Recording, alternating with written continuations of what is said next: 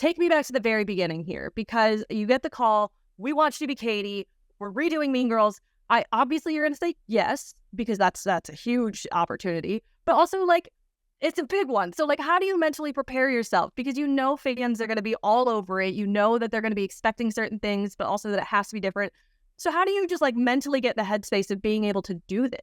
Well, it's funny you say that because it actually wasn't an automatic yes, because I was so nervous and I was so apprehensive, and I was like, I don't know if I can do this, if I can handle the pressure. And it took me a little while to decide, and I surveyed people. I told my family and my neighbors. I was like, what do you think? Like, you know, can I handle it? Is it going to be great? And they were like, my sister said to me, like, why would you not do it? Why would you not? And then I was like, okay, yeah, actually, that's so true. Why would I not do this?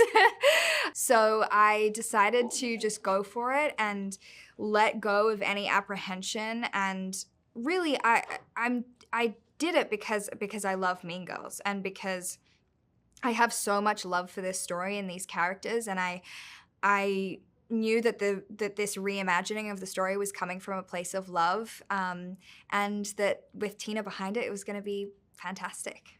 That's a really good sister. I hope that you thank her profusely for being like, yes, obviously I'm going to do this. You mentioned Tina. Is there like a pep talk that Tina gives? Well, a memory that I have is we did a table read, and usually table reads are big and everyone's there and the producers and like, you know, all the heads of department. But instead we did a table read that was really pared down, and it was just the main cast, Tina, the directors, and like a couple of other people. So it was just us in a room, and she said at the beginning that we're doing this just so that she can hear it and so that she can make adjustments. And that was kind of amazing to me, that like, what do you mean? Like, you're perfect. Like, nothing will ever need to change.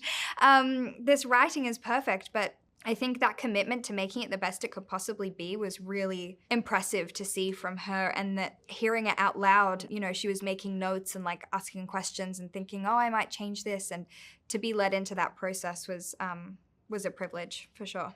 And that leads me to my next one. Obviously, with the relationship between Cady and Miss Norbury, they are closer in this film, or rather closer than other characters, perhaps. Curious what like the biggest thing you learned was. What is the thing that like it's really going to stick with you into your future projects from working with Tina Fey? What really struck me about the way that she works and writes is that nothing is an accident. Mean Girls, the 2004 film, wasn't accidentally a success and wasn't accidentally timeless. It is that way because Tina worked really hard to make the dialogue timeless, to make sure that nothing that's in there is going to age. That's why she came up with Fetch and made it up. So I think really seeing all that hard work and the attention to detail, that is what makes the product really great. It's not accidental. Well, and I like that point, because there's an equally as large chance that this version of Mean Girls is going to become timeless. It's going to be a whole generation's Mean Girls. Have you processed that yet? Like, has that fully sunk in for you that this is going to be like a touchstone for a lot of young girls? No, not at all. It's crazy because... Great, let me just throw the pressure on. I know. Well, when I took the job, I knew that it would be big. And now that we're here doing press for it, I suddenly realized you can only imagine so much. But you can't at all project or like have any idea of how big or visible something is going to be until you're in it. And now I'm in it. I'm very overwhelmed. But it handling it like a pro, though. Oh, thank you. Well, it means a lot because the story means a lot to me. It means a lot to so many people. So it actually just feels like such a joy to be a part of something that holds a special place in so many people's hearts, especially something that is so meaningful to young women. It means a lot to me.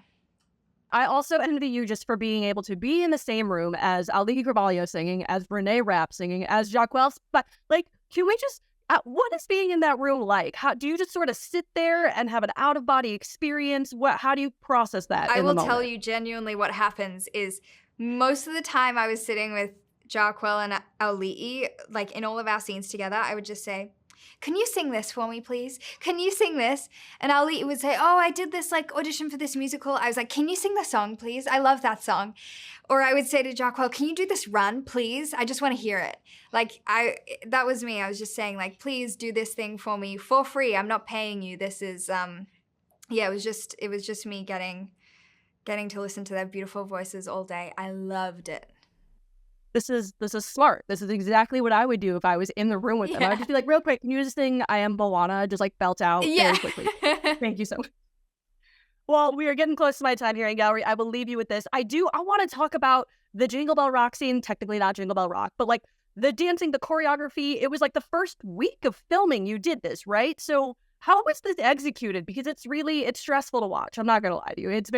Choreography is intense. It's a lot. So how did that go? Our choreographer, Kyle Hanagami, is incredible because we all have like some background in dancing, all four of us girls, but he was like really mindful of like teaching us the moves, giving us motivation behind each move. The other thing is like his choreography matches so well to the music and lyrics. It's not that hard to remember because it feels so natural and it makes sense.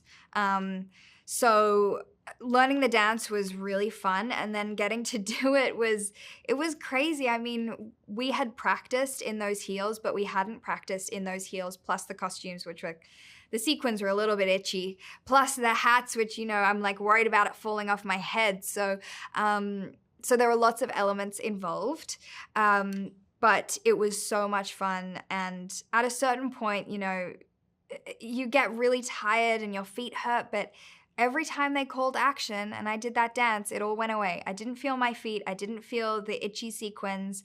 I just was like in the moment having fun. So that's movie magic.